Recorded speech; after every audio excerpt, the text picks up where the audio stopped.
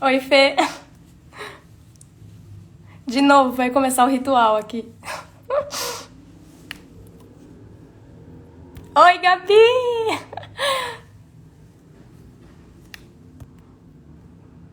Oi, Fátima.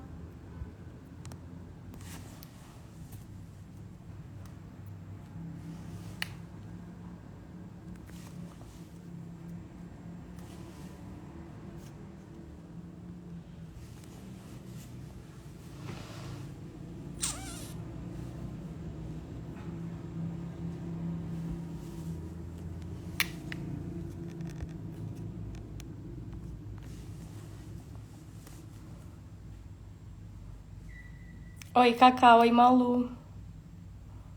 Oi, Yuri.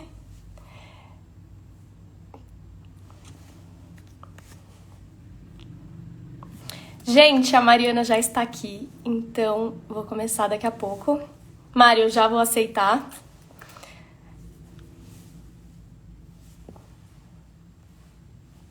Oi, tia Cíntia. Gente, vou começar. Hoje eu vou conversar com a grande bailarina e atriz Mariana Muniz. Ela que também é coreógrafa, que é fundadora da... Oi, pai. Meu pai me mandou oi agora. Ela que é fundadora da CIA Mariana Muniz de Dança. E eu tive o ano passado o privilégio de participar com ela no Jardim das Cerejeiras e de aprender muito com ela. Ela fazia a personagem Carlota. E ela eu poderia dizer que é uma das maiores pensadoras de teatro-dança do Brasil nos dias de hoje. Ela me ensina muito, assim, em relação a isso. Ela sempre tá com espetáculos em cartaz, então era imprescindível conversar com ela por aqui. Deixa eu chamar ela. Tânia.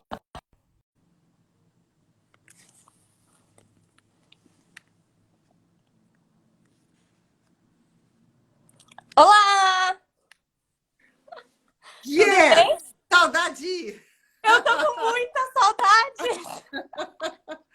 Muito bom, Mari, faz muito muito bom. tempo que a gente não se vê, Yeah. Muito né? tempo. Tá bonita, tá muito Eu bonita. tô com o cabelo em sua homenagem, Mari. Ó, E eu tô, ó. exato. Eu falei pro Felipe ontem, eu vou colocar o cabelo estilo Mariana Muniz aqui, ó. Cabelo cênico. Mari, eu tô muito feliz de você estar aqui, da gente poder conversar. A gente sempre conversa muito, mas acho que é muito interessante, assim, mostrar para outras pessoas a nossa conversa, o que você tanto sabe e que eu aprendo com você. Então, tô muito feliz, vai ser muito bom. Nath, como é que eu faço para não ficar olhando as pessoas colocando coisas aqui?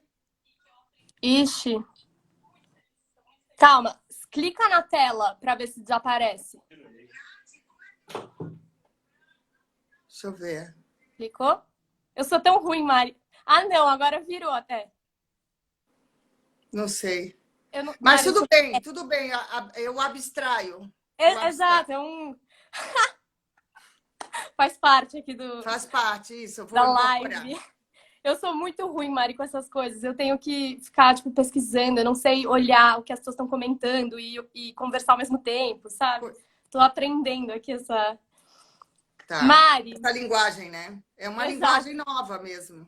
Total, total. E é É, muito diferente, né? De tudo, assim. Então, sei lá, é realmente novo. é Mari, novo. para começar, eu sempre faço a pergunta, né? Como a pessoa se aproximou do teatro, mas acho que hoje é diferente. Eu queria saber como você se aproximou da dança. Como que foi o seu primeiro contato com a dança?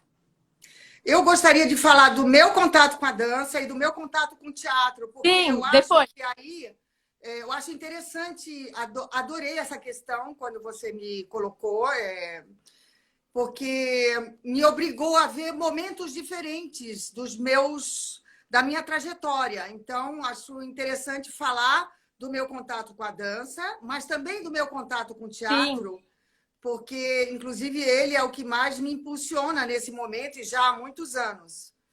Então, meu primeiro contato com a dança foi através da minha irmã, numa caminhada. A minha irmã perguntou para minha mãe, a gente estava na Conde da Boa Vista, em Recife, que é uma avenida muito conhecida para quem é pernambucano, é super fácil de visualizar, a Conde da Boa Vista. Aí a minha irmã perguntou para minha mãe se ela podia fazer dança. E nesse momento em que ela perguntou, quando a gente fez uma parada na caminhada, eu tenho a impressão do lugar onde nós paramos, eu senti que aquele era um momento especial e eu falei, eu também quero. E daí começamos juntas. Do nada isso. Do nada, desse lugar que a gente às vezes não sabe exatamente localizar, mas que determina muito da sua trajetória, né? Então, eu quero aproveitar, inclusive, para falar que nesse momento da minha caminhada, nessa quarentena, eu estou propondo um projeto junto com um bailarino maravilhoso chamado Luiz Arrieta, e com direção do Ulisses Cruz. Estou com os dedos cruzados para que isso aconteça. E o projeto se chama Caminantes, que são pessoas que caminham, apenas caminham, como nós todos. E como eu sinto muita falta hoje, no meu isolamento social, de fazer caminhadas, tá? Uhum. O projeto se chama Caminhadas. Esse foi meu começo com a dança, quer dizer, o ponto de partida, que é o desejo de entrar em contato. Já com o teatro, foi bem mais tarde, eu já tinha o quê? 20... Calma, ô Mari, depois que você falou para sua mãe, você entrou numa escola e aí você começou... Isso. Aí daí a minha mãe me levou numa escola, a Escola Flávia Barros, que era uma escola conhecida, uma bailarina formada no Rio de Janeiro. E a partir daí eu desenvolvi toda uma trajetória que foi me levar até o Rio de Janeiro, no Teatro Municipal, e depois aqui em São Paulo, no Balé da Cidade, que o Klaus Viana me trouxe para cá, né? E daí aqui eu conheci um diretor teatral e que era da dança, formado pelo Mudra, tá? Que é o Stefan Doss, que fazia trabalhos de teatro-dança. E ele me chamou para trabalhar com ele. E quando eu entrei nesse trabalho, ele falou para mim, eu fiquei muitos anos um grupo chamado Teatro do Aceno, e ele me falou para mim, você tem uma voz muito legal, muito boa, eu acho que valeria a pena, além da questão da fisicalidade, da capacidade de ficar parado, porque nesse trabalho, além de me movimentar e falar, eu tinha que ficar parada, né? Era um personagem muito bonita que ele deu para mim. Ele falou, você devia desenvolver a sua voz, você devia estudar, porque valeria a pena você entrar a fazer teatro de texto também. E foi aí que, fazendo trabalho com o Stefan Doss, do Teatro do Aceno, o Antônio Abujanra me viu em cena e me chamou para trabalhar com ele. Ele tinha acabado de voltar da Alemanha, tinha visto a Pina Bausch, Teatro Dança, e eu tinha acabado de voltar da França, porque eu fiquei um tempo lá na companhia da Magui Marran, fazendo estágio. Não aguentei muito ficar naquele ambiente. Sempre fui uma pessoa muito, não arisca, mas mais difícil de abrir assim para conversar e me relacionar profissionalmente. E aí, bom, enfim, eu achei difícil me manter lá. Embora eu falasse o francês, eu aprendi tanto com o Stefani como com minhas aulas lá no Beaubourg. Eu ia toda tarde aprender lá e eu acabei falando relativamente bem. Então, não era uma questão da língua, era uma questão de uma abertura do meu coração para entrar em contato com aquele ambiente criativo, profissional da companhia da Magui, que é maravilhosa, uma pessoa incrível, que estranhou muitíssimo quando eu falei para ela. Eu liguei para ela e falei, não vou mais, eu estou pensando que é melhor eu não continuar. E estava fazendo já outros trabalhos também, estava dando aula lá também, em Paris, né? E ela estava baseada em Créteil, que é uma cidade próxima de Paris, sei lá, uns 40 minutos de trem, eu ia todo dia. Mas, enfim, eu acabei saindo da companhia e quando eu voltei para o Brasil, encontrei Eu não sabia onde eu ia ficar, se eu ia ficar no Rio ou em São Paulo, que tinha base no Rio também, porque Uhum, eu me formei no Rio. E eu fazia parte de um grupo muito conhecido no Rio, chamado Grupo Coringa, com a direção da Graciela Figueroa, uma uruguaia incrível, formada pela Juilliard School, além de fazer parte do grupo do Klaus e da Angel, né? Então, eu, quando voltei de Paris, eu falei, aonde eu vou ficar? Porque eu me senti... E aí o Abujanra me chamou para fazer um trabalho com a Clarice Abujanra, que me super recebeu de volta, porque eu já tinha dado aula lá no TBD, que é o Teatro Brasileiro de Dança, sob a direção da Clarice. Eu uhum. agradeço muito a Clarice, todo o suporte, além da Ruth Rachu também. Logo que eu vim para São Paulo, a Ruth Rachu me recebeu de braços abertos na escola dela, eu dei aula também. Enfim, eu tive muito apoio, muito apoio. Sim, você está Thanks God. falando vários nomes, né? Eu tô tipo, nossa, eu Não, é tinha. porque são. Eu toda vez que tem conversa assim, porque essa é a minha terceira conversa oficial de live, eu vou nos meus afarrábios, porque o Museu da Dança fez uma linha da vida num projeto chamado Trajetórias.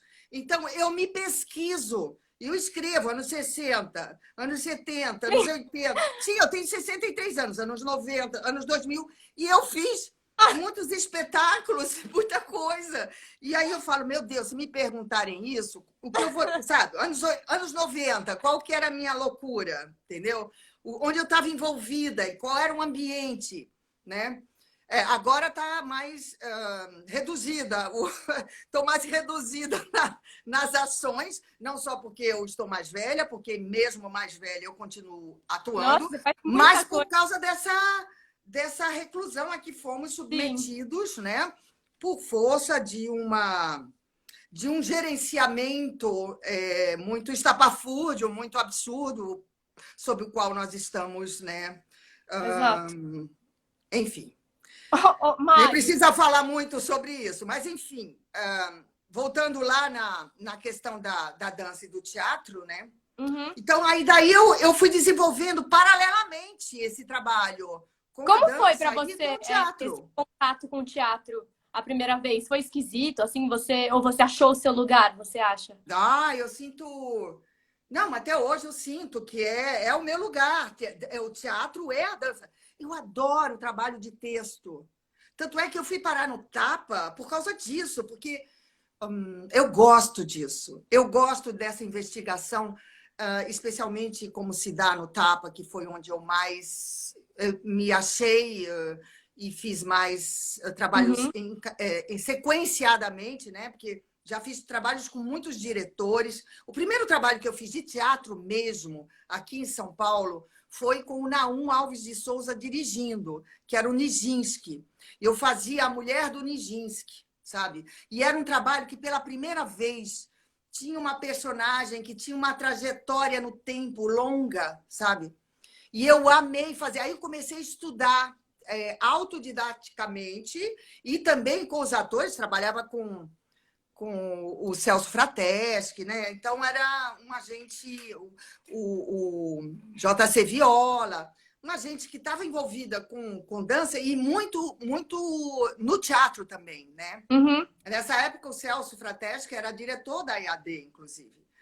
E, bom, enfim, até pensei, vou fazer a EAD, mas aí eu estava fazendo tantos trabalhos em sequência, eu falei, vou estudar, vou fazer, vou continuar fazendo e estudando, Uhum. tá? E continuei fazendo exatamente isso, continuei estudando e fazendo, porque não tem como você fazer sem você estudar. E também fui cair no tapa e continuo estudando, porque eu acho que esse lugar do aprendizado ele é eterno para mim, tá? Sim. Faço cursos também de movimento que A me... gente se conheceu em um dos grupos de estudos do Tapa, né? Do Matei Exatamente. Wisniewski. E eu lembro, eu até já comentei com o Felipe Souza, o Felipe, a O gente já comentou sobre. Filipinho. É, a gente comentou, nossa, olha isso, a Mariana Muniz, que é a Mariana Muniz, está com a gente fazendo uma aula de teatro e corpo lá no Tapa. Então, é um exemplo muito importante esse, Mari, juro. Porque isso dá calma e um pouco a gente percebe que tem que ter paciência, né? Porque é um trabalho para sempre, É para né? sempre. Você Para deixa mim é isso para sempre. claro, né? É porque isso te mantém, por exemplo, o contato com gente mais jovem como você, como o Felipe, isso alimenta, isso é energia que se transforma em ação muito potente. E não é porque não é porque você é jovem e eu sou mais velha, é porque há uma troca energética muito forte. E o que é gerado por essa troca sobrepassa nós duas, Sim. nós todos nessa comunhão geracional, entende? É algo que vai além da gente, né? Nossa, E sim. isso é muito, como eu vou dizer? Isso é de uma alegria imensa quando acontece, entende? Isso alimenta o coração e faz a gente ter vontade de continuar, né? Isso para mim é fundamental. É uma sorte de imortalidade que aparece na gente pelo contato, entende? Uma sorte de possibilidade de imortalidade. Isso está me Nossa. saindo agora porque eu estou sentindo isso agora, entende? Ai, sim, Bom, Mari. não é forte, é sensível, é concreto, né? Sim, muito. Você fale. Não, fala, desculpa. Pode Não, falar. é que eu ia emendar com a questão do ser intérprete, essa questão da relação, né? Porque ser intérprete, para mim, é ter a possibilidade de fazer pontes. No próprio nome está isso, né? Entre, né? É mesmo. Performer também é uma palavra boa para isso, né? O estar atravessando, fazendo pontes. Então, o intérprete é um decodificador de sinais, de signos. E eu gosto de fazer essa investigação. Por exemplo, quando eu tenho um texto, eu vou fazer um texto agora, já aproveitando para. Eu vou fazer uma leitura na rede de leituras, que é uma rede muito ativa nesse momento, do Tiago Bechara, que é um amigo meu que escreve muito bem, e com direção do Elias Andreato, que é uma pessoa com quem eu já trabalhei, e que foi um dos trabalhos mais incríveis que eu já fiz, foi com ele, foi o Lago 21, com a direção do Jorge Tacla. E é o Elias que está me dirigindo nesse texto do Tiago Bechara, e agora em setembro, no começo de setembro, eu vou fazer essa leitura, chama-se Sônia, um ato por Tolstói, para Tolstói. Sobre a mulher do Tolstói. Ela está fazendo um discurso póstumo, está escrevendo, e ela vai falando do envolvimento dela com ele durante essa escrita desse discurso. É um texto muito bonito. Por que eu estou falando isso? O intérprete, justamente por quê? Quando eu faço, né, seja através do movimento só, ou no silêncio, ou com a palavra, quando eu faço esse gesto da interpretação, eu me sinto criando, sabe? Eu me sinto como, mesmo que eu tenha inventado o texto, ou mesmo que eu tenha inventado o movimento, ou a sequência de movimento que eu estou fazendo, eu me sinto criando na hora, entende? Essa sensação do frescor da criação, de estar me inventando na hora em que está acontecendo a ação, isso me enche de força e de potência. Eu me sinto mais potente na comunicação quando isso acontece. Tem sempre esse fator, né, da comunicação. A gente está conversando aqui e a gente sabe que tem gente ouvindo, que gente que ouvirá, né? A gente está num movimento de fazer ponte também, né? Sim. De criar laço com o outro, de dialogar com o outro. Então, o intérprete é alguém que dialoga com o outro também. Um artista, uma das funções primordiais é essa da comunicação, não é? Tanto na Porque não dança... adianta eu ficar ensaiando em casa, que eu tenho ensaiado Uhum. bastante lá o texto do Tiago, mas não adianta eu ficar eu ensaiando sozinha, ou mesmo, assim, gravar até tudo bem, porque depois mais gente pode ver, que é essa mídia nossa agora, né? A gente não pode se ver, não pode sentir a presença direta um do outro, mas a gente pode sentir através dessa tela Sim, de permeio entre a gente, né? A gente pode fazer contato com a distância, né? Que, aliás, essa questão do contato é o que... Esse trabalho sobre o contato, né, é o que também nos mantém ativos, né? Nos mantém sim. sentindo que vale a pena viver e continuar vivendo, apesar de todas as dificuldades que esse momento impõe, porque a gente consegue se conectar por vias, não só a palavra, não só a visão, por outros canais mais subjetivos, né? Que envolvem, claro, a presença do corpo, porque sem ele... Eu tinha um aluno que falava assim para mim: Mariana, depois que eu comecei a fazer sua aula, tá aqui, ele é cineasta agora. Eu descobri que não é eu penso, logo existo, é eu peso, logo existo. Eu não tenho a sensação do meu peso. Quem sou, né? Porque a gente fazia todo um trabalho, e eu gosto de fazer isso, de a gente sentir os diferentes tons do corpo enquanto a Uhum. gente está atuando, enquanto a gente está falando, enquanto a gente está se movimentando. Essa flutuação tônica é um trabalho de investigação que me interessa muito e que eu gosto de compartilhar também, que Sim. veio a Ô, mim Mar, através do trabalho com o Klaus, com a eutonia, fale. não, eu queria que você explicasse um pouco o que é exatamente o teatro dança, porque eu acho que Ah, é uma coisa. A minha irmã, e eu até queria perguntar depois também, qual que é a importância do corpo para um artista. E aí eu falei para minha irmã hoje, né? Eu falei, vou fazer essa pergunta para Mari, porque acho que poucas pessoas sabem. Aí ela, mas você não sabe também, né, direito. Eu falei, é eu mesmo? conheço a sua irmã, eu conheço. Eu Uma falei, nossa, graça então ela. melhor eu perguntar para Muito bom. saber. Então, essas duas coisas, o que é o teatro dança e qual a importância do corpo para um ator, um artista? Legal.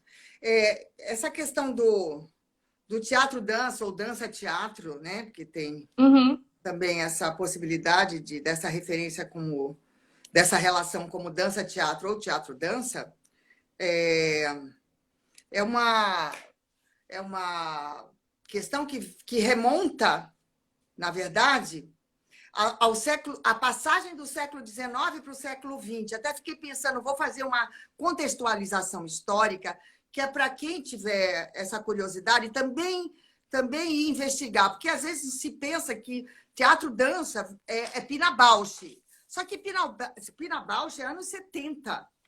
E, na verdade, a primeira vez que se denominou dança-teatro, se falou dança-teatro, foi em 1920 e tantos, 24 mais ou menos, que era quando o Laban estava bastante envolvido nas pesquisas dele sobre o que é movimento, uhum, quais são os fatores do movimento, como é que o movimento, quando é que você, quais são os fatores fundamentais do movimento para que você diga isso é um movimento? O que está envolvido quando você fala a pessoa se movimentou, né? Aí, ele era arquiteto também, além de bailarino. Claro que teve que fugir, né, na época do nazismo, né? Ele foi para a Inglaterra, então a Inglaterra é um centro muito forte de trabalhos sobre o Laban, tem escolas uhum. lá. Mas a primeira pessoa que falou dança-teatro foi o Laban, tá? E isso veio, essas investigações todas, elas aconteceram porque se estava investigando o quanto a linguagem que se usava, por exemplo, no caso aí, a dança clássica, tá? Por exemplo. A dança clássica, a dança moderna, como é que essas linguagens poderiam dar conta de falar do homem que estava surgindo no século XX? né? Como que você vai se comunicar através do movimento, com todas as questões que apareceram nessa passagem de século, nessa transição, Uhum. com uma linguagem que serviu muito bem para uma época, mas que nessa época os artistas começaram a sentir que não dava conta de dizer do homem desse momento, né? Aí o Laban, ele começou, ele era um ótimo teórico, ele fez pesquisas muito potentes com investigação de gente trabalhando em fábricas, para descobrir esses fatores, para descobrir, por exemplo, que você fala de movimento quando você tem... Você entra na percepção de como é a relação do sujeito que se movimenta com o espaço, qual é o tempo em que ele faz o movimento, se é rápido, se é lento, Uhum. qual é a qualidade do peso desse movimento, se é um peso pesado, se é um peso mais leve, qual é a qualidade de fluência desse movimento. Então, esses fatores, ele determinou como fatores que ajudam você a perceber que qualidade de movimento você está executando ou o outro, diante de você, está comunicando para você. Ora, o que me atraiu, por exemplo, muito, enormemente para esse lugar de investigação da relação da palavra com o movimento, foi esse trabalho do Laban, porque ele observou isso e codificou, de certa maneira, esse trabalho, essa percepção desses fatores na voz também. Quando uma voz tem peso, quando ela é grave, quando ela é mais suave, esses fatores estão na voz.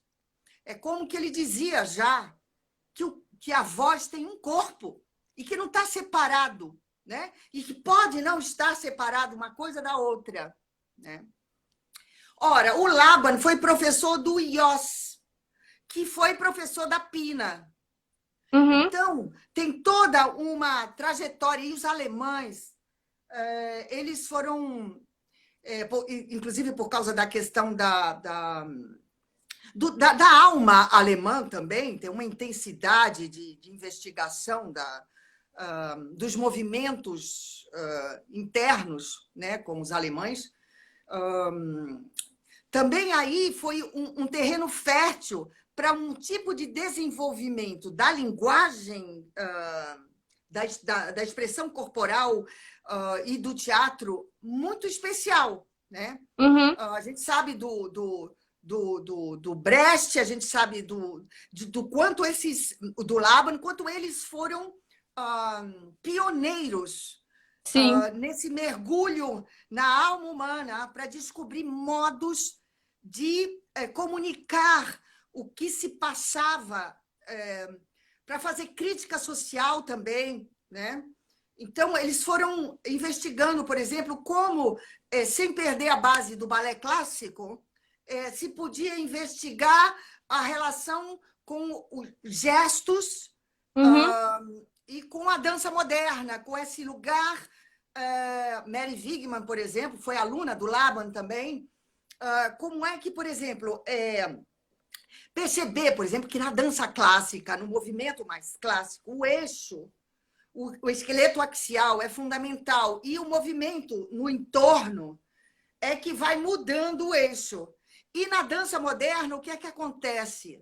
Depois das guerras, o homem se sente necessitado de contato com a terra. Ao invés dessa leveza do clássico, dessa tentativa de ficar aéreo, de ficar essa coisa romântica do voo, se sente necessidade de sentir a terra, de se fazer contato com o solo. E daí nasce todo um trabalho que entra nesse eixo, a partir desse eixo central para a periferia, para fora, desde o centro. O homem sente essa... Martha Graham digamos, claro, ela teve antecedentes, Ruth Saint-Denis e outros pesquisadores do movimento e bailarinos antes dela, mas ela fez uma síntese com a técnica dela de possibilidades de movimentação a partir do solo até chegar à posição de pé, levando em conta a respiração e o contato com o chão desde a bacia.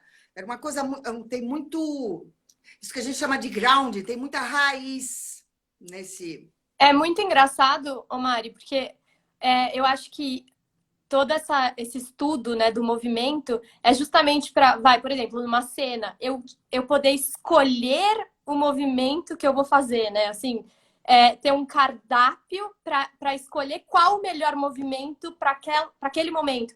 Porque eu acho que as pessoas não têm muito a dimensão que, por exemplo, eu vou sentar numa cadeira, numa peça. Eu vou sentar rápido, eu vou sentar como que lento, eu vou sentar hesitando. Tipo, não é à toa aquele movimento, é escolhido, né? É a escolha do movimento sempre que você né? tem mais consciência do que se passa enquanto você atua, você tem mais possibilidades de escolher. Porque senão você fica refém de um modo só de agir, que é o modo costumeiro em geral. Que é o modo da vida, né? É o modo da vida. Porque uma coisa é o trabalho para a cena, porque assim, na vida, a gente desenvolve técnicas também. Modos de amarrar o sapato, de sentar na mesa, pegar o garfo e a faca, pegar a xícara. Tem técnicas que a gente desenvolve e a gente nem percebe, porque a gente imita, né? A gente aprende por imitação. Mas a gente tem técnicas que são do cotidiano, tanto é que às vezes acontecem problemas neurológicos que impedem a pessoa de fazer coisas que você acha banais. Não consegue dar um laço, porque perdeu essa habilidade. Lá no cerebelo deu uma confusão neurológica e a pessoa não consegue, né? A coordenação motora fica... Aliás, para fazer personagens que têm problemas de coordenação motora, é muito bom saber que você tem coordenação e como é que ela se dá em você, né? Por exemplo, eles descobriram com essas pesquisas, o IOS e o Laban, que a tendência, por exemplo, quando você se sente alegre e esperançoso, é fazer movimentos para cima. E quando você se sente triste e com falta de esperança, a tendência é ir para baixo. Parece óbvio agora. Exato, isso que eu ia falar. É isso, Mário, eu acho que isso que é o difícil. Por exemplo, em aula de corpo, né? No tapa, vamos colocar. Muitas vezes, sei lá, o Gui Santana fala, trabalhem o cotovelo. Aí você começa a trabalhar, aí você começa a ver que você não sabe mais fazer outro movimento. Você começa a falar, meu Deus, como é limitado, né? Como eu sinto isso, tipo, o corpo, a gente acha que a gente domina, né? Essa máquina que nós somos. Muito bem. Difícil, ótimo, né? isso que você falou. Ótimo, Nath, ótimo. Sabe por quê? A gente dá como sabido que a gente... porque a gente já nasceu nesse corpo. A gente nem investiga... por exemplo, a gente, às vezes, olha para as crianças e fala, nossa, que maravilha. Eu, por exemplo, sou fascinada com bebês, com crianças começando a andar. Você olha e fala, meu Deus, que coisa maravilhosa. Ou quando fica entretido com uma ação, descobrindo um pouco, quando você começa a olhar como você faz as coisas, né? Essas coisas que já estão incorporadas e que você nem presta mais atenção, você faz como um bebê um pouco, você volta lá e vai investigando como é que você toca a caneta, como é que você vai para o papel, como é que sua ação física está relacionada com o que os seus sentimentos e os seus pensamentos, ou os pensamentos que norteiam uma ação de um personagem. E é fascinante, porque você tem infinitas possibilidades aí, você vai escolher, né? Você tem a possibilidade de escolher, olha que tem um monte de brinquedo e você vai escolher aquele que você quer para brincar. E para isso é um ensaio, né? Que Exatamente. Por isso, por exemplo, que essa mente da dança-teatro ou do teatro-dança só surgiu mais fortemente como linguagem quando, nos anos 60 para 70, depois das duas guerras, As pessoas começaram a pesquisar e se entreterem com a pesquisa, com o processo, e não com o produto final. Essa mente que se diverte com como eu posso chegar, e ao invés de dizer, eu vou chegar, entende? Essa mente que gosta de ficar saboreando possibilidades, essa é Uhum. uma mente que deu origem a todos esses movimentos performáticos. E, inclusive, o trabalho da Pina Bausch, que são processos experimentais, que estão mais ocupados com descobrir como falar de uma forma que comunique de uma maneira nova, de uma maneira mais que se aproxime mais do público, do que ele precisa ouvir, do que com o produto final. Uhum. Mas sem perder de vista o produto final, porque ele quer comunicar, ele quer chegar no outro, mas ele não fica, essa forma é melhor, só pela forma. Sim. Ele busca o sentido de chegar, para chegar na forma. Vai investigar tudo que está envolvido, que é como o teatro faz, é o processo do teatro. Né? O personagem não aparece do nada. Você tem que investigar, você tem que se perguntar como que chegou ali naquele momento. Por exemplo, eu gosto muito, e a gente falou, né, da questão da relação do teatro com o movimento. Uhum. Eu gosto muito, por exemplo, de um autor como Beckett, que Magui Marran, por exemplo, sente como que a vida dela, que foi uma pessoa com quem eu fiz estágio na França, como a vida dela mudou depois que ela descobriu o Beckett. Ela mergulhou em Beckett. Porque Beckett é um autor que fornece muita matéria coreográfica, porque o corpo em Beckett é fundamental para que a dramaturgia nele aconteça, sabe? Então, eu fiz um trabalho, eu, por exemplo, fiquei tão fascinada que eu resolvi adaptar, com a ajuda a supervisão do Eduardo e com a Clara Carvalho junto também, adaptar um conto do Beckett para fazer um solo, que era o que eu podia naquele momento, que agora eu vou fazer um duo, né? Porque às vezes não dá, a gente tenta trabalhar com mais gente, mas é muito difícil, né? É muito difícil, não só porque financeiramente a gente tem que manter um grupo, né? E isso, Sim. né, nosso país não é muito pródigo, especialmente nesse momento. Agora nem pensar, nem pensar, porque é quase, sei lá, se pudessem, parece que metralhava a gente. Desculpa falar assim com tanta verve, Não, mas é mas verdade. parece assim, se a gente não existisse, seria melhor, porque a gente pensa a situação e para eles pensar e projetar e planejar é qualquer coisa de terrível, de horroroso para eles. Então, como eu acho que uma das missões, dos sentidos de ser artista também é fazer isso que a gente tá fazendo. Pensar sobre o que a gente faz, discutir o que a gente faz, ver onde a gente está em relação ao que o mundo está pedindo da gente, né? O mundo está pedindo da gente, por exemplo, esse momento, que a gente converse, que a gente fale sobre o que foi feito, por que foi feito, o que a gente vê que pode vir a ser, né? Como Como é é que a gente feito, né? imagina que vai vir a ser o nosso futuro nesse momento, né? Uhum. Eu até, quando pensei essa questão do futuro, eu lembrei de um hexagrama do I Ching, eu não sei exatamente dizer qual é o nome, mas o número, mas eu sei do que fala, que ele fala assim que quando a gente está vivendo um presente muito intenso, que demanda da gente muita atenção, muito envolvimento integral do nosso ser, pensar sobre o futuro pode nos trazer muito sofrimento. Então, mais vale a pena fazer aquilo que está determinado ou que você sente que o seu coração indica para o momento que você está vivendo. Nossa, Porque Ah, É muito forte não, isso, foi é imediato muito. quando me veio, porque é difícil para mim imaginar o que virá, entende?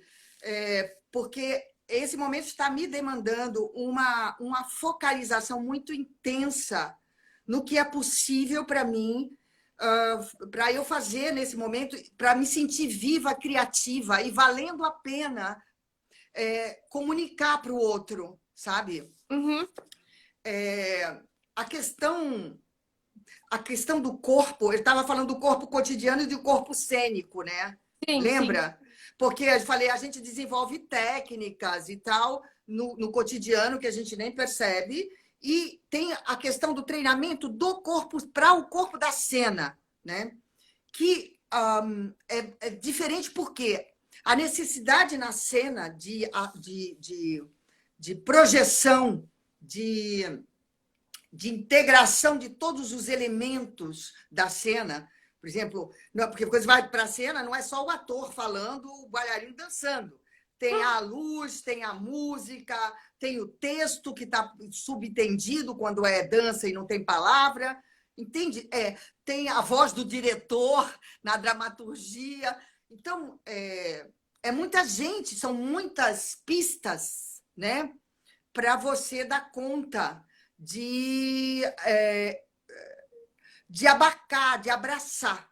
Então, o seu corpo, ele tem que ser um corpo muito mais dilatado, né? Muito Uhum. mais ágil nesse sentido de dar conta de todas essas línguas sendo faladas ao mesmo tempo, né? Então, essa é uma grande diferença entre esse corpo que é preparado para a cena e o corpo que é preparado para o cotidiano. Mas, cada vez mais, especialmente nesse momento em que estamos confinados, é importantíssimo que a gente se conecte com o corpo para dar conta desses trânsitos, dessas novidades que aparecem, que demandam a gente de formas muito diferentes. Eu nunca tinha feito a minha comida como eu faço agora. Picar, ralar, cortar, são ações. Uhum. E fora o momento do encontro para a comida. Lavar os pratos, depois lavar a roupa, estender, passar a roupa com o corpo. O Ô, Mari, Cláudio, sabe uma com quem eu coisa? trabalho, ele passa a roupa com o corpo dele. Fala, desculpa. Não, que uma das perguntas, né, que eu tinha, que eu te mandei, era justamente qual a importância do corpo para uma pessoa que não é artista, né? E aí eu fiquei pensando muito sobre isso, né? Que eu acho que hoje em dia o corpo tá muito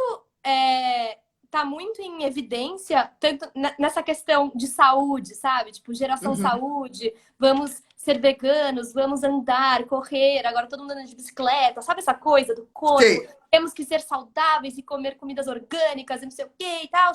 Só que a gente esquece, sim, o nosso corpo, eu acho, né? Eu queria saber a sua opinião, nessa questão da sensibilidade, né? Tipo, do silêncio do corpo.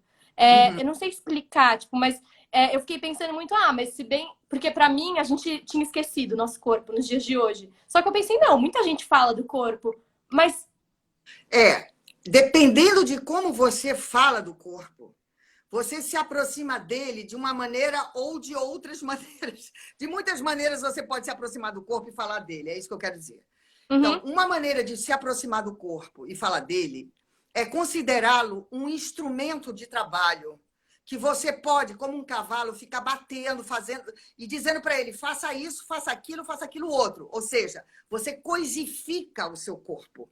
Assim como Sim, você faz, assim como você faz com os objetos que você fala: isso aqui não presta mais, pá, joga no lixo. O corpo também você faz igual. Porque você transfere o seu modo de pensar consumista, por exemplo, às vezes, para o seu corpo. Então, o seu corpo vira objeto de consumo, vira ferramenta de consumo, entendeu? E ele te exclui, ele te oprime. E aí você fala, não sei por quê. Agora você pode comprar um nariz, uma bochecha, uma boca, né? Eu não tenho nada contra.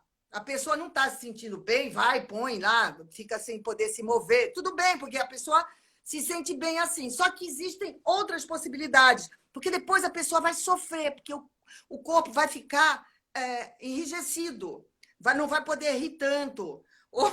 Entende? A máscara vai ficar limitada, a musculatura fica limitada. Enfim, a não ser que por problemas de saúde você tenha que fazer isso, né? Sim. Olhar para o corpo dessa maneira, submetendo ele, por exemplo, a esforço extremo. Faz um esforço tão grande que se rasga inteiro, se quebra, isso e aquilo, entende? Porque acha que aí o corpo está lembrado. É uma maneira de lembrar meio sofrida. Não quer dizer que ele está esquecido, mas ele está lembrado de uma maneira que faz o sujeito que lembrou dele sofrer com ele. Deu para entender? Existem outras maneiras de você lidar, entrar em contato com o seu corpo e não se sentir oprimido por ele. Olhar para ele e dizer assim, puxa, ele não sabe. Corpo burro. Chamar o corpo de burro, por exemplo. Entendeu?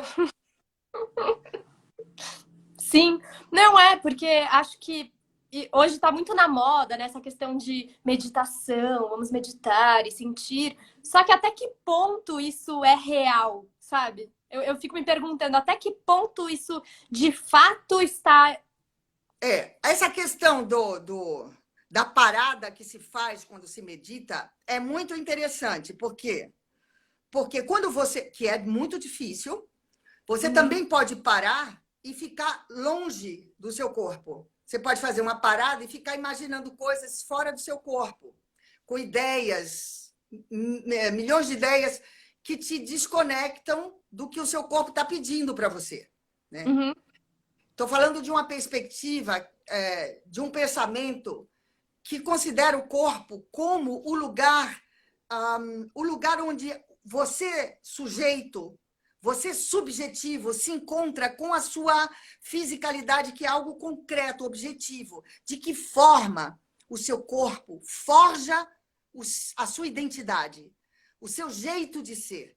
O quanto você se separa disso, o quanto você fica esquizofrênico em relação ao seu corpo. O seu corpo faz uma coisa, sua mente pensa outra, seu coração diz outra. Quer dizer, a gente pode sempre se desconectar, se alienar da gente em vários setores do corpo. Né? O ideal é que a gente tente, e o artista, às vezes eu sinto que o artista teria, entre aspas, não é o dever, mas, enfim, teria que ter essa curiosidade, dessa conexão, sabe?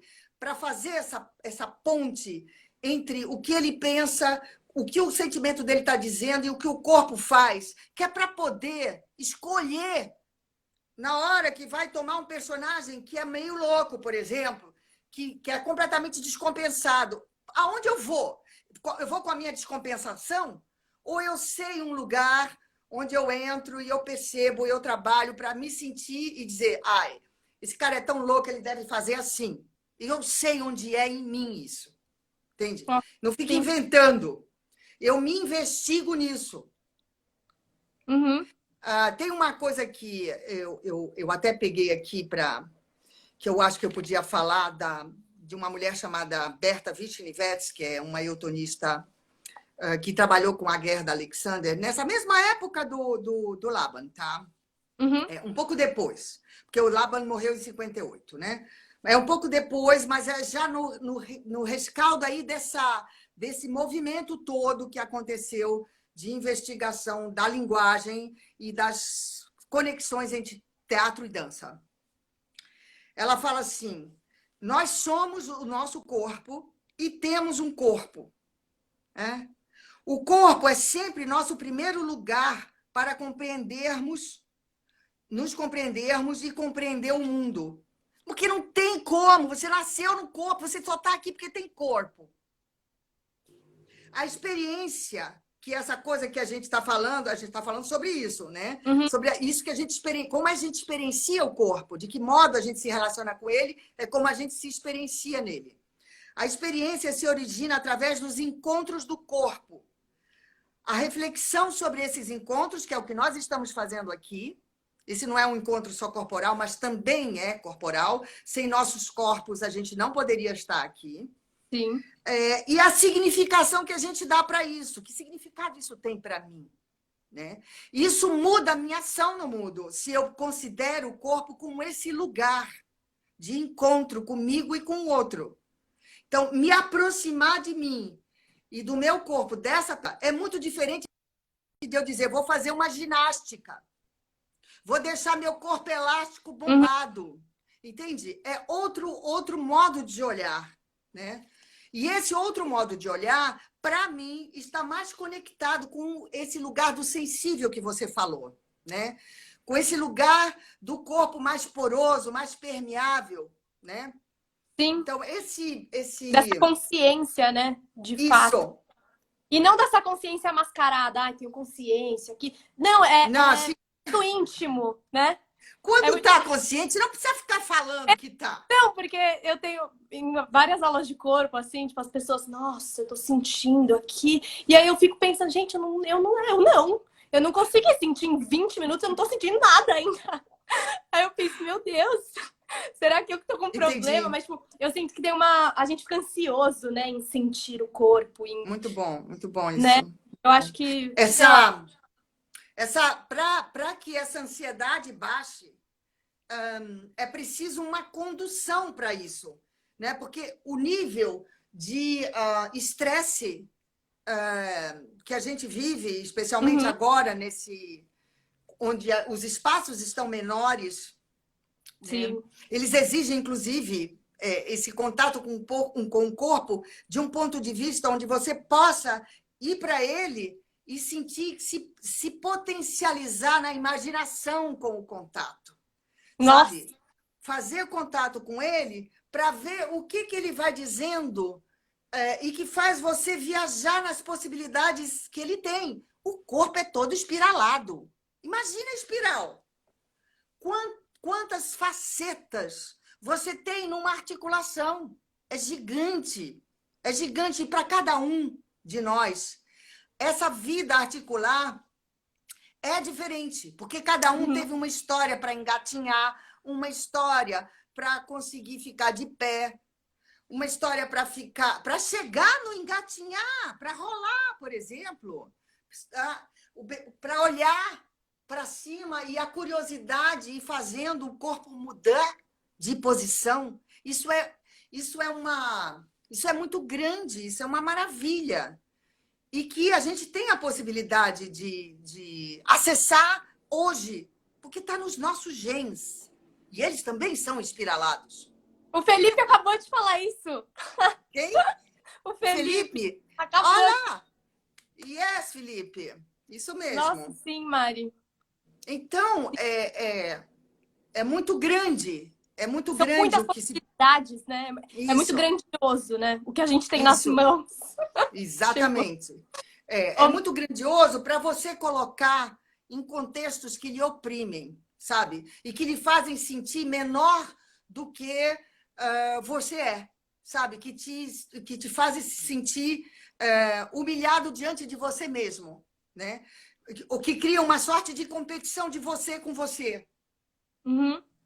Não, esse não é o melhor lugar para a gente desenvolver o potencial que a gente tem, através da competição, né?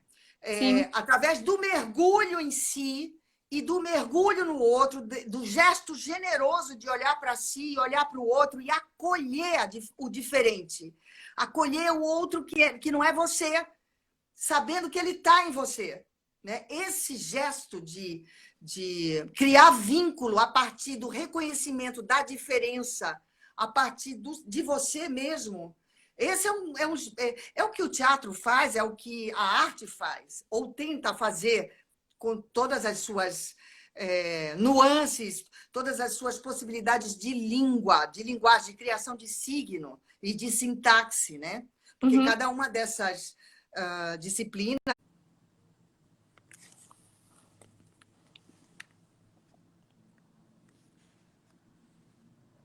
Olá!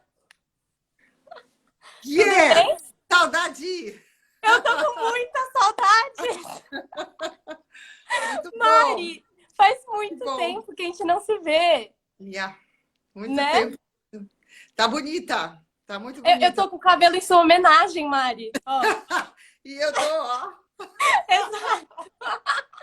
Eu falei pro Felipe ontem, eu vou colocar o cabelo estilo Mariana Muniz aqui, ó. Cabelo cênico. Mari, eu tô muito feliz de você estar aqui, da gente poder conversar. A gente sempre conversa muito, mas acho que é muito interessante, assim, mostrar para outras pessoas a nossa conversa, o que você tanto sabe e que eu aprendo com você. Então, tô muito feliz, vai ser muito bom. Nath, como é que eu faço para não ficar olhando as pessoas colocando coisas aqui? Ixi, calma, clica na tela para ver se desaparece. Deixa eu ver. Clicou? Eu sou tão ruim, Mari. Ah, não, agora virou até. Não sei. Eu não... Mas Mari, eu tudo sou... bem, tudo bem. Eu abstraio. Eu abstraio. Exato, faz parte aqui Faz parte, isso. Eu da vou incorporar. live. Eu sou muito ruim, Mari, com essas coisas. Eu tenho que ficar, tipo, pesquisando. Eu não sei olhar o que as pessoas estão comentando e conversar ao mesmo tempo, sabe? Tô aprendendo aqui essa... Tá. Mari, Essa linguagem, né? É uma exato. linguagem nova mesmo. Total, total. E é É, muito diferente, né? De tudo, assim. Então, sei lá, é realmente novo. é Mari, novo. para começar, eu sempre faço a pergunta, né? Como a pessoa se aproximou do teatro, mas acho que hoje é diferente. Eu queria saber como você se aproximou da dança. Como que foi o seu primeiro contato com a dança? Eu gostaria de falar do meu contato com a dança e do meu contato com o teatro, porque eu Sim, acho depois. que aí eu acho interessante, adorei essa questão quando você me colocou, porque me obrigou a ver momentos diferentes da minha trajetória. Então, acho interessante falar do meu contato com a dança, mas também do meu contato com o Sim. teatro, porque, inclusive, ele é o que mais me impulsiona nesse momento e já há muitos anos. Então, meu primeiro contato com a dança foi através da minha irmã, numa caminhada.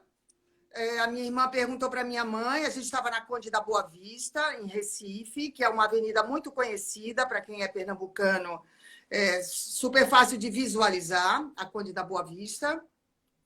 Aí a minha irmã perguntou para minha mãe se ela podia fazer dança. E nesse momento que ela perguntou, quando a gente fez uma parada na caminhada, eu tenho a impressão do lugar onde nós paramos, eu senti que aquele era um momento especial e eu falei, eu também quero. E daí começamos juntas. Do nada isso. Do nada, desse lugar que a gente às vezes não sabe exatamente localizar, mas que determina muito da sua trajetória, né? Então, eu quero aproveitar, inclusive, para falar que nesse momento da minha caminhada, nessa quarentena, eu estou propondo um projeto junto com um bailarino maravilhoso, chamado Luiz Arrieta, e com direção do Ulisses Cruz. Estou com os dedos cruzados para que isso aconteça. E o projeto se chama Caminantes, que são pessoas que caminham, apenas caminham, como nós todos. E como eu sinto muita falta hoje, no meu isolamento social, de fazer caminhadas, tá? Uhum. O projeto se chama Caminhadas. Esse foi meu começo com a dança, quer dizer, o ponto de partida, que é o desejo de entrar em contato. Já com o teatro, foi bem mais tarde, eu já tinha o quê? 20... Calma, ô Mari, depois que você falou para sua mãe, você entrou numa escola e aí você começou... Isso. Aí daí a minha mãe me levou numa escola, a Escola Flávia Barros, que era uma escola conhecida, uma bailarina formada no Rio de Janeiro. E a partir daí eu desenvolvi toda uma trajetória que foi me levar até o Rio de Janeiro, no Teatro Municipal, e depois aqui em São Paulo, no Balé da Cidade, que o Klaus Viana me trouxe para cá, né? E daí aqui eu conheci um diretor teatral e que era da dança, formado pelo Mudra, tá? Que é o Stefan Doss, que fazia trabalhos de teatro-dança. E ele me chamou para trabalhar com ele. E quando eu entrei nesse trabalho, ele falou para mim, eu fiquei muitos anos nessa um grupo chamado Teatro do Aceno, e ele me falou para mim, você tem uma voz muito legal, muito boa, eu acho que valeria a pena, além da questão da fisicalidade, Uhum. da capacidade de ficar parado, porque nesse trabalho, além de me movimentar e falar, eu tinha que ficar parada, né? Era um personagem muito bonita que ele deu para mim. Ele falou, você devia desenvolver a sua voz, porque valeria a pena você entrar a fazer teatro de texto também. E foi aí que, fazendo trabalho com o Stefan Doss, do Teatro da Aceno, o Antônio Abujanra me viu em cena e me chamou para trabalhar com ele. Ele tinha acabado de voltar da Alemanha, tinha visto a Pina Bausch, Teatro Dança, e eu tinha acabado de voltar da França, porque eu fiquei um tempo lá na companhia da Magui Marran, fazendo estágio. Uhum. Não aguentei muito ficar naquele ambiente. Sempre fui uma pessoa muito, não arisca, mas mais difícil de abrir assim para conversar e me relacionar profissionalmente. E aí, bom, enfim, eu achei difícil me manter lá. Embora eu falasse o francês, eu aprendi Uhum. tanto com o Stefani como com minhas aulas lá no Beaubourg. Eu ia toda tarde aprender lá e eu acabei falando relativamente bem. Então, não era uma questão da língua, era uma questão de uma abertura do meu coração para entrar em contato com aquele ambiente criativo, profissional da companhia da Magui, que é maravilhosa, uma pessoa incrível, que estranhou muitíssimo quando eu falei para ela. Eu liguei para ela e falei, não vou mais, eu estou pensando que é melhor eu não continuar. E estava fazendo já outros trabalhos também, estava dando aula lá também, em Paris, né? E ela estava baseada em Créteil, que é uma cidade próxima de Paris, sei lá, uns 40 minutos de trem, eu ia todo dia. Mas, enfim, eu acabei saindo da companhia e quando eu voltei para o Brasil, encontrei... Eu não sabia onde eu ia ficar, se eu ia ficar no Rio ou em São Paulo, que tinha base no Rio também, porque Uhum. eu me formei no Rio. E eu fazia parte de um grupo muito conhecido no Rio, chamado Grupo Coringa, com a direção da Graciela Figueroa, uma uruguaia incrível, formada pela Juilliard School, além de fazer parte do grupo do Klaus e da Angel, né? Então, eu, quando voltei de Paris, eu falei, aonde eu vou ficar? Porque eu me senti... E aí o Abujanra me chamou para fazer um trabalho com a Clarice Abujanra, que me super recebeu de volta, porque eu já tinha dado aula lá no TBD, que é o Teatro Brasileiro de Dança, sob a direção da Clarice. Eu Uhum. agradeço muito a Clarice, todo o suporte, além da Ruth Rachu também. Logo que eu vim para São Paulo, a Ruth Rachu me recebeu de braços abertos na escola dela, eu dei aula também. Enfim, eu tive muito apoio, muito apoio. Sim, você está Thanks God. falando vários nomes, né? Eu tô tipo, nossa, eu Não, é tinha. porque são... eu toda vez que tem conversa assim, porque essa é a minha terceira conversa oficial de lá, eu vou nos meus afarrábios, porque o Museu da Dança fez uma linha da vida num projeto chamado Trajetórias. Então, eu me pesquiso. Eu escrevo anos 60, anos 70, anos 80. Sim, eu tenho 63 anos, anos 90, anos 2000. E eu fiz muitos espetáculos, muita coisa. E aí eu falo, meu Deus, se me perguntarem isso, o que eu vou... Sabe, anos 90, qual que era a minha loucura, entendeu? Onde eu estava envolvida e qual era o ambiente, né? Agora está mais reduzida, estou mais reduzida nas ações, não só porque eu estou mais velha, porque mesmo mais velha eu continuo Nossa, atuando, você faz mas muita por coisa. causa dessa reclusão a que fomos Sim, submetidos, né, por força de um gerenciamento muito estapafúrdio, muito absurdo, sob o qual nós estamos, né? exato. Enfim. Nem Mari, precisa falar muito sobre isso, mas, enfim, voltando lá na questão da dança e do teatro, né? Uhum. Então, aí daí eu fui desenvolvendo paralelamente esse trabalho com a Como foi para dança e com você o esse teatro. contato com o teatro a primeira vez? Foi esquisito, assim, ou você achou o seu lugar, você acha? Ah, eu sinto. Não, mas até hoje eu sinto que é o meu lugar, o teatro é a dança. Eu adoro o trabalho de texto. Tanto é que eu fui parar no Tapa por causa disso, porque eu gosto disso. Eu gosto dessa investigação, especialmente como se dá no Tapa, que foi onde eu mais me achei e fiz mais trabalhos Uhum. sequenciadamente, né? Porque já fiz trabalhos com muitos diretores. O primeiro trabalho que eu fiz de teatro mesmo, aqui em São Paulo, foi com o Naum Alves de Souza dirigindo, que era o Nijinsky. Eu fazia a mulher do Nijinsky, sabe? E era um trabalho que, pela primeira vez, tinha uma personagem que tinha uma trajetória no tempo longa, sabe? E eu amei fazer. Aí eu comecei a estudar autodidaticamente e também com os atores, trabalhava com o Celso Frateschi, né? Então era um agente, o JC Viola, uma gente que estava envolvida com dança e muito no teatro também, né? Uhum. Nessa época, o Celso Frateschi era diretor da EAD, inclusive. E, bom, enfim, até pensei, vou fazer a EAD, mas aí eu estava fazendo tantos trabalhos em sequência, eu falei, vou estudar, vou fazer, vou continuar fazendo e estudando, Uhum. tá? E continuei fazendo exatamente isso, continuei estudando e fazendo, porque não tem como você fazer sem você estudar. E também fui cair no tapa e continuo estudando, porque eu acho que esse lugar do aprendizado ele é eterno para mim, tá? Sim. Faço cursos também de movimento que A me. gente se conheceu em um dos grupos de estudos do Tapa, né? Do Matei Exatamente. Wisniewski. E eu lembro, eu até já comentei com o Felipe Souza, o Felipe, a gente O já comentou sobre. Filipinho.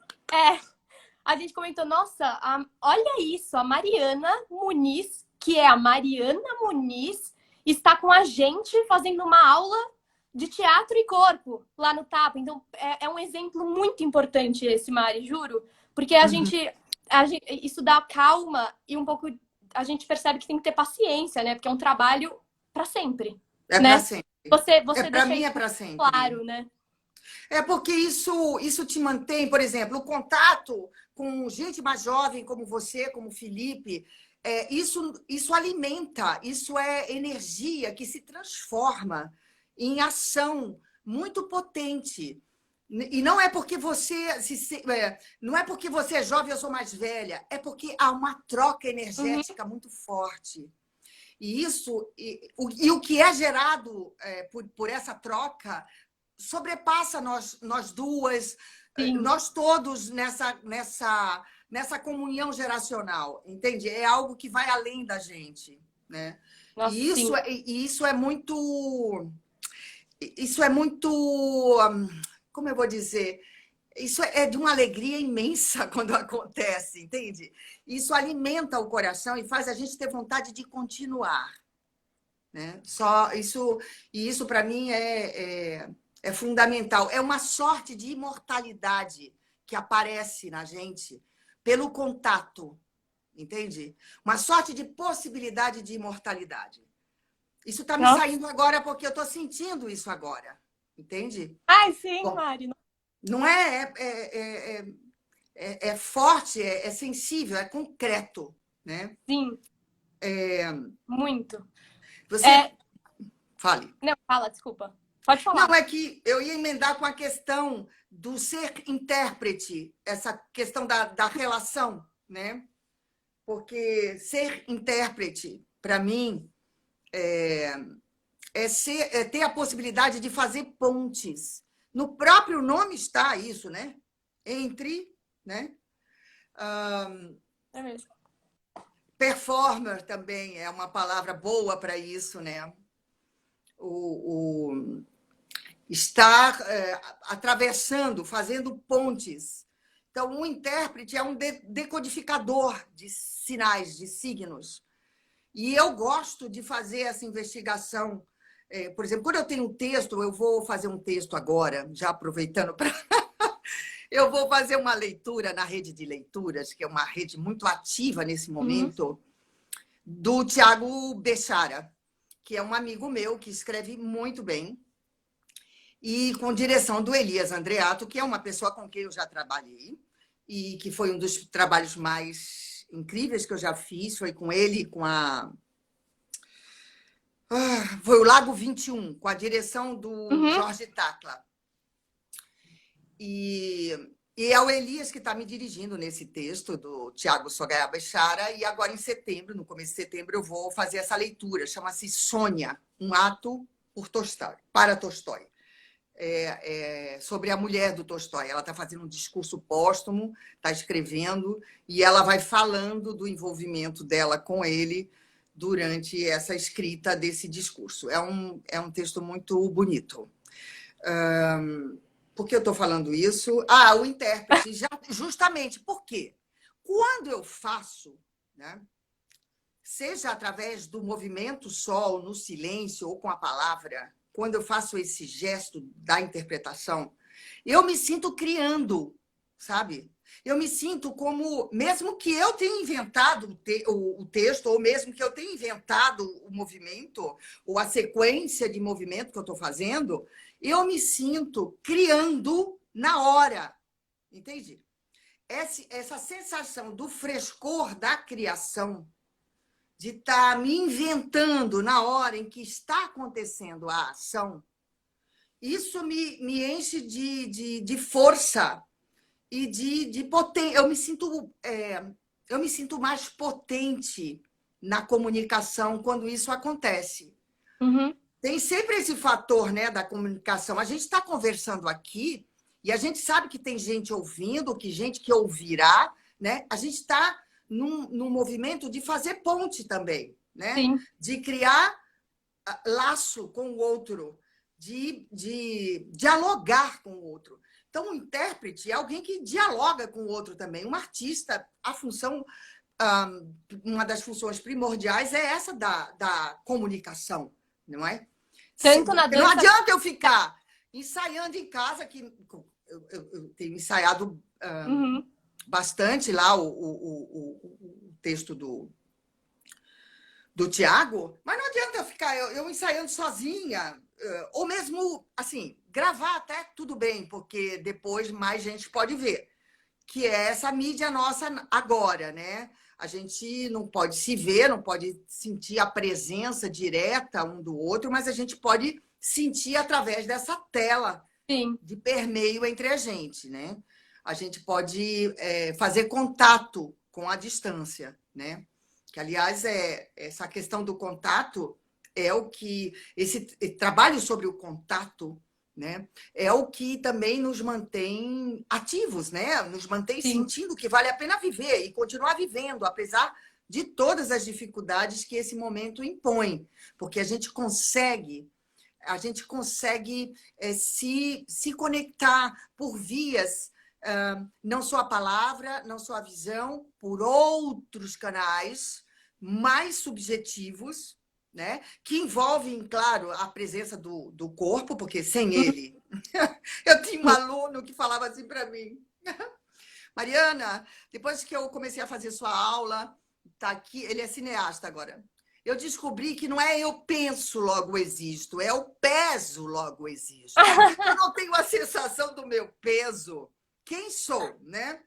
Porque a gente fazia todo um trabalho, eu gosto de fazer isso, de a gente sentir os diferentes tons do corpo enquanto a Uhum. gente está atuando, enquanto a gente está falando, enquanto a gente está se movimentando.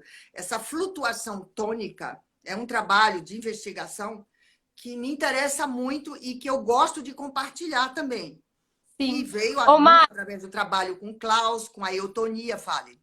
não, eu queria que você explicasse um pouco o que é exatamente o teatro dança, porque eu acho que Ah, é uma coisa. A minha irmã, e eu até queria perguntar depois também, qual que é a importância do corpo para um artista. E aí eu falei para minha irmã hoje, né? Eu falei, vou fazer essa pergunta para Mari, porque acho que poucas pessoas sabem. Aí ela, mas você não sabe também, né, direito.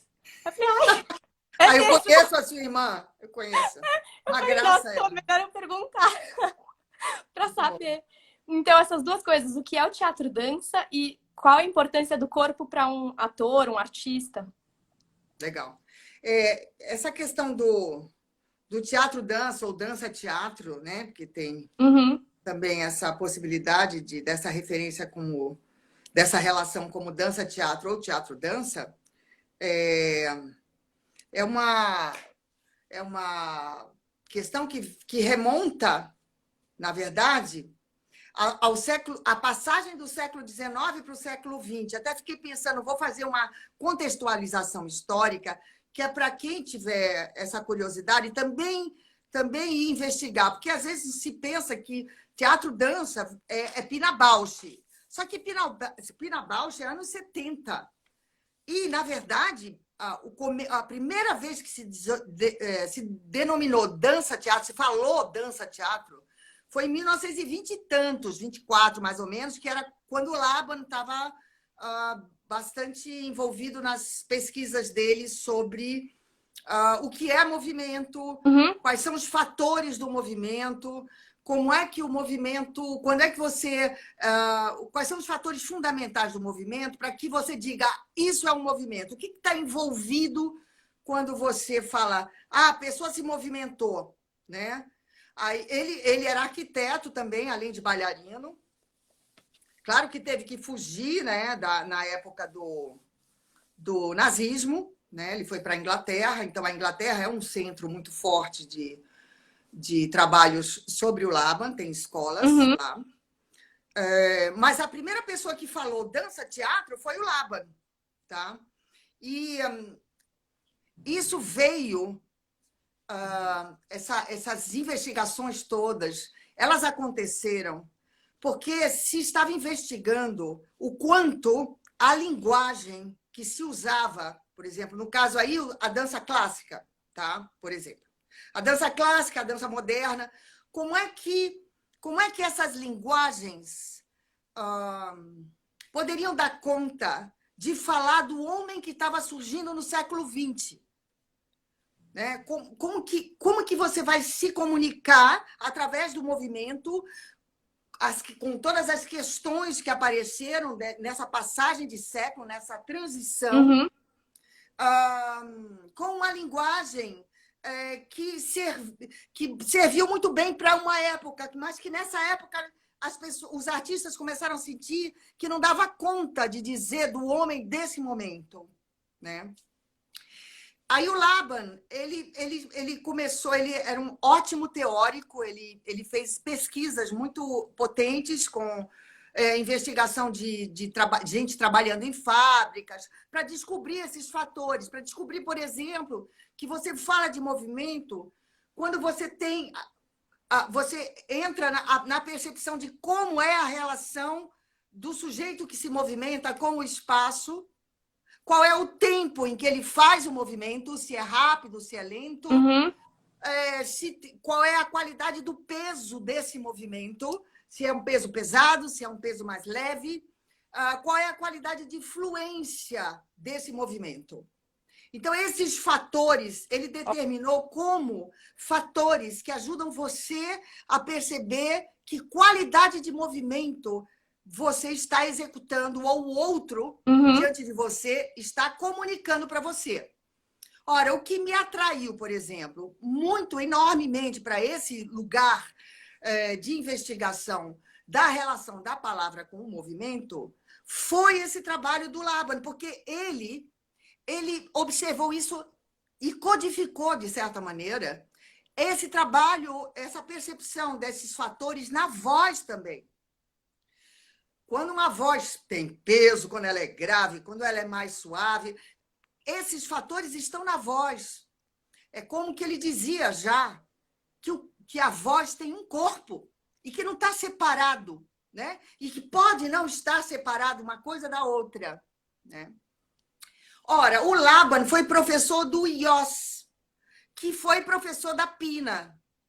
Uhum. Então, tem toda uma trajetória. E os alemães, eles foram, inclusive por causa da questão da alma alemã também, tem uma intensidade de investigação dos movimentos internos, né, com os alemães. Também aí foi um terreno fértil para um tipo de desenvolvimento da linguagem, da expressão corporal e do teatro muito especial, né? Uhum. A gente sabe do Brecht, a gente sabe do quanto do Laban, quanto eles foram pioneiros Sim. nesse mergulho na alma humana para descobrir modos de comunicar o que se passava, para fazer crítica social também, né? Então, eles foram investigando, por exemplo, como, sem perder a base do balé clássico, se podia investigar a relação com os gestos e com a dança moderna, com esse lugar. Mary Wigman, por exemplo, foi aluna do Laban também. Como é que, por exemplo, perceber, por exemplo, que na dança clássica, no movimento mais clássico, o eixo, o esqueleto axial é fundamental e o movimento no entorno é que vai mudando o eixo. E na dança moderna, o que é que acontece? Depois das guerras, o homem se sente necessitado de contato com a terra. Ao invés dessa leveza do clássico, dessa tentativa de ficar aéreo, de ficar essa coisa romântica do voo, se sente necessidade de sentir a terra, de se fazer contato com o solo. E daí nasce todo um trabalho que entra nesse eixo, a partir desse eixo central para a periferia, para fora, desde o centro. O homem sente essa... Martha Graham digamos, claro, ela teve antecedentes, Ruth Saint-Denis e outros pesquisadores do movimento e bailarinos antes dela, mas ela fez uma síntese com a técnica dela de possibilidades de movimentação a partir do solo até chegar à posição de pé, levando em conta a respiração e o contato com o chão desde a bacia. Era uma coisa, tem muito, isso que a gente chama de ground, tem muita raiz nesse... É muito engraçado, Omari, porque eu acho que todo esse estudo, né, do movimento é justamente para, por exemplo, numa cena, eu poder escolher o movimento que eu vou fazer, né? Assim, ter um cardápio para escolher qual o melhor movimento para aquele momento. Porque eu acho que as pessoas não têm muito a dimensão que, por exemplo, eu vou sentar numa cadeira, numa peça, eu vou sentar rápido, eu vou sentar como lento, eu vou sentar hesitando. Tipo, não é à toa aquele movimento, é escolhido, né? É a escolha do movimento. Sempre que você tem mais consciência do que se passa enquanto você atua, você tem mais possibilidades de escolher. Porque senão você fica refém de um modo só de agir, que é o modo costumeiro em geral. Que é o modo da vida, né? É o modo da vida. Porque uma coisa é o trabalho para a cena, porque, assim, na vida, a gente desenvolve técnicas também. Modos de amarrar o sapato, de sentar na mesa, pegar o garfo e a faca, pegar a xícara. Tem técnicas que a gente desenvolve e a gente nem percebe, porque a gente imita, né? A gente aprende por imitação. Mas a gente tem técnicas que são do cotidiano, tanto é que às vezes acontecem problemas neurológicos que impedem a pessoa de fazer coisas que você acha banais. Não consegue dar um laço, porque perdeu essa habilidade. Lá no cerebelo deu uma confusão neurológica e a pessoa não consegue, né? A coordenação motora fica... Aliás, para fazer personagens que têm problemas de coordenação motora, é muito bom saber que você tem coordenação e como é que ela se dá em você, né? Por exemplo, eles descobriram com essas pesquisas, o IOS e o Laban, que a tendência, por exemplo, quando você se sente alegre e esperançoso, é fazer movimentos para cima. E quando você se sente triste e com falta de esperança, a tendência é ir para baixo. Parece óbvio agora, Exato, né? isso que eu ia falar. Para, é isso, Mário, eu acho que isso que é o difícil. Por exemplo, em aula de corpo, né? No tapa, vamos colocar. Muitas vezes, sei lá, o Gui Santana fala, trabalhem o cotovelo. Aí você começa a trabalhar, aí você começa a ver que você não sabe mais fazer outro movimento. Você começa a falar, meu Deus, como é limitado, né? Como eu sinto isso, tipo, o corpo, a gente acha que a gente domina, né? Essa máquina que nós somos. Ah, E é muito muito bem. difícil, né? Ótimo isso que você falou. Ótimo, Nath, ótimo. Sabe por quê? A gente dá como sabido que a Uhum, gente. Porque a gente já nasceu nesse corpo. A gente nem investiga. Por exemplo, a gente às vezes olha para as crianças e fala: Nossa, que maravilha. Eu, por exemplo, sou fascinada com bebês, com crianças começando a andar.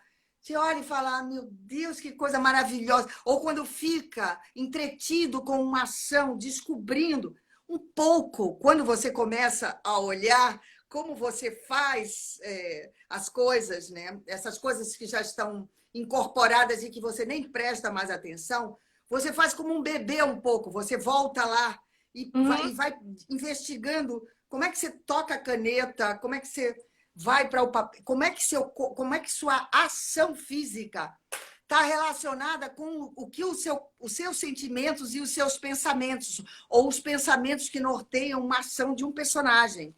E é fascinante, porque você tem infinitas possibilidades aí, você vai escolher, né? Você tem a possibilidade de escolher, olha que tem um monte de brinquedo e você vai escolher aquele que você quer para E para isso o brincar. ensaio, né? Que é justamente. Exatamente.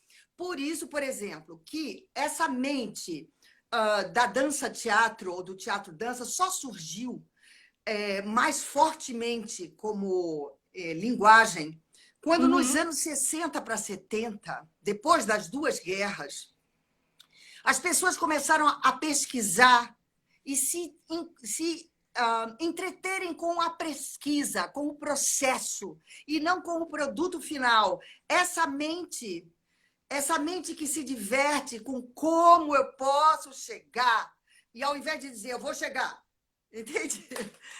Essa mente que gosta de ficar saboreando possibilidades, essa é uhum. uma mente que deu origem a todos esses movimentos performáticos.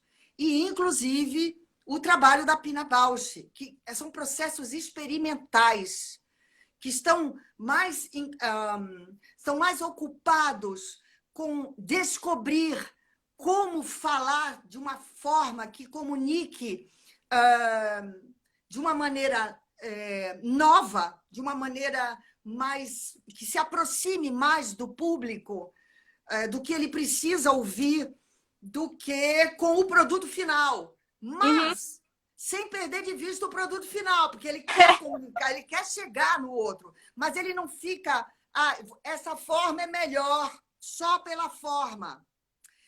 Sim. Ele busca o sentido de chegar, para chegar na forma. Vai investigar tudo que está envolvido, que é como o teatro faz, é o processo do teatro.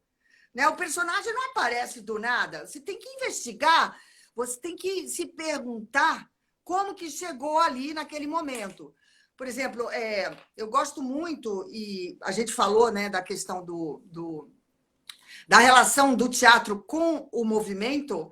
Uhum. Eu gosto muito, por exemplo, de um autor como Beckett, que Magui Marran, por exemplo, sente que a vida dela, que foi uma pessoa com quem eu fiz estágio na França, como a vida dela mudou depois que ela descobriu o Beckett.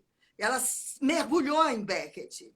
Porque Beckett é um autor que fornece muita matéria coreográfica, porque o corpo em Beckett é fundamental para que a dramaturgia nele aconteça, sabe? Então, eu fiz um trabalho, eu, por exemplo, fiquei tão fascinada que eu resolvi adaptar com a ajuda a supervisão do Eduardo e com a Clara Carvalho junto também, adaptar um conto do Beckett para fazer um solo, que era o que eu podia naquele momento, que agora eu vou fazer um duo, né? Porque às vezes não dá, a gente tenta trabalhar com mais gente, mas é muito difícil, né? É muito difícil, não só porque financeiramente a gente tem que manter um grupo, né? E isso, né, nosso país não é muito pródigo, especialmente nesse momento, agora nem pensar. Nem pensar, porque quase, sei lá, se pudessem, parece que metralhava a gente. Desculpa falar assim com tanta verve, Não, mas é parece assim, se a gente não existisse, seria melhor, porque a gente pensa a situação e para eles pensar e projetar e planejar é qualquer coisa de terrível, de horroroso para eles. Então, como eu acho que uma das missões, dos sentidos de ser artista também é fazer isso que a gente está fazendo. Pensar sobre o que a gente faz, discutir o que a gente faz, ver onde a gente está em relação ao que o mundo está pedindo da gente, né? O mundo está pedindo da gente, por exemplo, esse momento, que a gente converse, que a gente fale sobre o que foi feito, por que foi feito, o que a gente vê que pode vir a ser, né? Como é é que feito, a gente né? imagina que vai vir a ser o nosso futuro nesse momento, né? Eu até, quando pensei essa questão do futuro, eu lembrei de um hexagrama do I Ching, eu não sei exatamente dizer qual é o nome, mas o número, mas eu sei do que fala, que ele fala assim que quando a gente está vivendo um presente muito intenso, que demanda da gente muita atenção, muito envolvimento integral do nosso ser, pensar sobre o futuro pode nos trazer muito sofrimento. Então, mais vale a pena fazer aquilo que está determinado ou que você sente que o seu coração indica para o momento que você está vivendo. Porque Nossa! é muito forte Nossa, isso, foi é imediato muito. quando me veio, porque é difícil para mim imaginar o que virá, entende? Porque esse momento está me demandando uma focalização muito intensa no que é possível para mim, para eu fazer nesse momento, para me sentir viva, criativa e valendo a pena comunicar para o outro, sabe? A questão do corpo, eu estava falando do corpo cotidiano e do corpo cênico, né? Sim, sim. Lembra? Porque eu falei, a gente desenvolve técnicas e tal no cotidiano que a gente nem percebe, e tem a questão do treinamento do corpo para o corpo da cena, né? Que é diferente porque a necessidade na cena de projeção, de integração de todos os elementos da cena. Por exemplo, porque quando você vai para a cena, não é só o ator falando, o bailarino dançando. Tem a luz, tem a música, tem o texto que está subentendido quando é dança e não tem palavra. Entende? Tem a voz do diretor na dramaturgia. Então, é muita gente, são muitas pistas, né, para você dar conta de abarcar, de abraçar. Então, o seu corpo, ele tem que ser um corpo muito mais dilatado, né? Muito mais ágil nesse sentido de dar conta de todas essas línguas sendo faladas ao mesmo tempo, né? Então, essa é uma grande diferença entre esse corpo que é preparado para a cena e o corpo que é preparado para o cotidiano. Mas, cada vez mais, especialmente nesse momento em que estamos confinados, é importantíssimo que a gente se conecte com o corpo para dar conta desses trânsitos, dessas novidades que aparecem, que demandam a gente de formas muito diferentes. Eu nunca tinha feito a minha comida como eu faço agora. Picar, ralar, cortar, são ações. Uhum. E fora o momento do encontro para a comida. Lavar os pratos, depois lavar a roupa, estender, passar a roupa com o corpo. O Ô, Mari, Cláudio, sabe uma com quem eu coisa? trabalho, ele passa a roupa com o corpo dele. Fala, desculpa. Não, que uma das perguntas, né, que eu tinha, que eu te mandei, era justamente qual a importância do corpo para uma pessoa que não é artista, né? E aí eu fiquei pensando muito sobre isso, né? Que eu acho que hoje em dia o corpo tá muito em evidência, tanto nessa questão de saúde, sabe? Tipo, geração Uhum. saúde, vamos ser veganos, vamos andar, correr, agora todo mundo anda de bicicleta, sabe essa coisa do corpo? Sim. Temos que ser saudáveis e comer comidas orgânicas e não sei o que e tal. Só que a gente esquece, sim, o nosso corpo, eu acho, né? Eu queria saber a sua opinião, nessa questão da sensibilidade, né? Tipo, do silêncio do corpo. Uhum. Eu não sei explicar, tipo, mas eu fiquei pensando muito, mas se bem. Porque pra mim a gente tinha esquecido o nosso corpo nos dias de hoje. Só que eu pensei, não, muita gente fala do corpo, mas. Dependendo de como você fala do corpo, você se aproxima dele de uma maneira ou de outras maneiras. De muitas maneiras você pode se aproximar do corpo e falar dele, é isso que eu quero dizer. Então, Uhum. uma maneira de se aproximar do corpo e falar dele é considerá-lo um instrumento de trabalho que você pode, como um cavalo, ficar batendo, fazendo e dizendo para ele: faça isso, faça aquilo outro. Ou seja, você coisifica o seu corpo. Assim como Sim, você faz, assim como você faz com os objetos que você fala: isso aqui não presta mais, pá, joga no lixo. O corpo também você faz igual. Porque você transfere o seu modo de pensar consumista, por exemplo, às vezes, para o seu corpo. Então, o seu corpo vira objeto de consumo, vira ferramenta de consumo, entendeu? E ele te exclui, ele te oprime. E aí você fala, não sei por quê. Agora você pode comprar um nariz, uma bochecha, uma boca, né? Eu não tenho nada contra. A pessoa não está se sentindo bem, vai, põe lá, fica sem poder se mover. Tudo bem, porque a pessoa se sente bem assim. Só que existem outras possibilidades, porque depois a pessoa vai sofrer, porque o corpo vai ficar enrijecido, não vai poder rir tanto. Entende?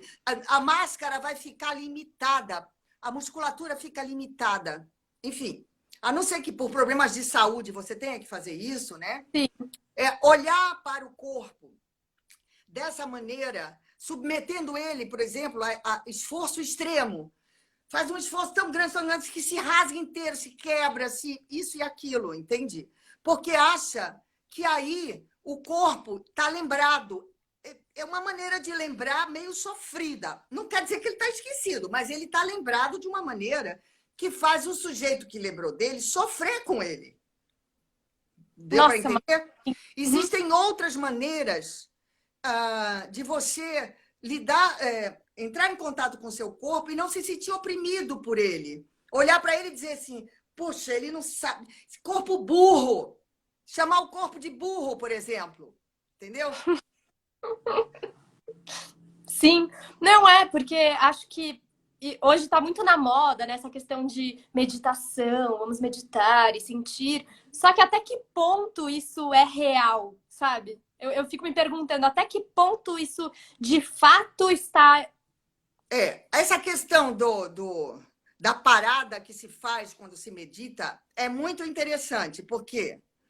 Porque quando você, que é muito difícil, você também pode parar e ficar longe do seu corpo. Você pode fazer uma parada e ficar imaginando coisas fora do seu corpo, com ideias, milhões de ideias que te desconectam do que o seu corpo está pedindo para você.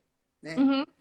Estou falando de uma perspectiva, de um pensamento que considera o corpo como o lugar onde você, sujeito, você, subjetivo, se encontra com a sua fisicalidade, que é algo concreto, objetivo. De que forma o seu corpo forja a sua identidade, o seu jeito de ser. o quanto você se separa disso, o quanto você fica esquizofrênico em relação ao seu corpo. O seu corpo faz uma coisa, sua mente pensa outra, seu coração diz outra. Quer dizer, a gente pode sempre se desconectar, se alienar da gente em vários setores do corpo, né? O ideal é que a gente tente, e o artista, às vezes eu sinto que o artista teria, entre aspas, não é o dever, mas, enfim, teria que ter essa curiosidade, dessa conexão, sabe? Para fazer essa ponte entre o que ele pensa, o que o sentimento dele está dizendo e o que o corpo faz, que é para poder escolher na hora que vai tomar um personagem que é meio louco, por exemplo, que é completamente descompensado. Aonde eu vou? Eu vou com a minha descompensação? Ou eu sei um lugar onde eu entro e eu percebo, eu trabalho para me sentir e dizer, ai, esse cara é tão louco, ele deve fazer assim. E eu sei onde é em mim isso. Entende? Não fica inventando. Eu me investigo nisso. Uhum. Tem uma coisa que eu até peguei aqui que eu acho que eu podia falar de uma mulher chamada Berta Vishnevets, que é uma eutonista que trabalhou com a guerra da Alexander, nessa mesma época do Laban, tá? Uhum. Um pouco depois, porque o Laban morreu em 58, né? É um pouco depois, mas é já no rescaldo aí desse movimento todo que aconteceu de investigação da linguagem e das conexões entre teatro e dança. Ela fala assim, nós somos o nosso corpo e temos um corpo. Né? O corpo é sempre nosso primeiro lugar para nos compreendermos e compreender o mundo. Porque não tem como, você nasceu no corpo, você só está aqui porque tem corpo. A experiência, que essa coisa que a gente está falando sobre isso, né? Uhum. Sobre isso que a gente como a gente experiencia o corpo, de que modo a gente se relaciona com ele, é como a gente se experiencia nele. A experiência se origina através dos encontros do corpo. A reflexão sobre esses encontros, que é o que nós estamos fazendo aqui, esse não é um encontro só corporal, mas também é corporal. Sem nossos corpos, a gente não poderia estar aqui. Sim. E a significação que a gente dá para isso. Que significado isso tem para mim? Né? Isso muda a minha ação no mundo, se eu considero o corpo como esse lugar de encontro comigo e com o outro. Então, me aproximar de mim e do meu corpo é muito diferente de eu dizer, vou fazer uma ginástica. Vou deixar meu corpo elástico bombado. Entende? É outro modo de olhar. Né? E esse outro modo de olhar, para mim, está mais conectado com esse lugar do sensível que você falou. Né? Com esse lugar do corpo mais poroso, mais permeável. Né? Sim. Então, dessa consciência, né? De fato. Isso. E não dessa consciência mascarada, tenho consciência aqui. Não, muito íntimo, né? Quando tá consciente, você não precisa ficar falando que tá. Não, porque eu tenho em várias aulas de corpo, assim, tipo, as pessoas, nossa, eu tô sentindo aqui. E aí eu fico pensando, gente, eu não consegui sentir em 20 minutos, eu não tô sentindo nada ainda. Aí eu penso, meu Deus, será que eu que tô com problema? Entendi. Mas, tipo, eu sinto que a gente fica ansioso, né, em sentir o corpo. Muito bom isso. Né? Eu acho que... Para que essa ansiedade baixe, é preciso uma condução para isso. Né? Porque o nível de estresse que a gente vive, especialmente agora, onde os espaços estão menores, sim. Né? Eles exigem, inclusive, esse contato com o corpo de um ponto de vista onde você possa ir para ele e sentir, se potencializar na imaginação com o contato. Nossa. Sabe? Fazer contato com ele para ver o que ele vai dizendo e que faz você viajar nas possibilidades que ele tem. O corpo é todo espiralado. Imagina a espiral. Quantas facetas você tem numa articulação? É gigante. É gigante para cada um de nós.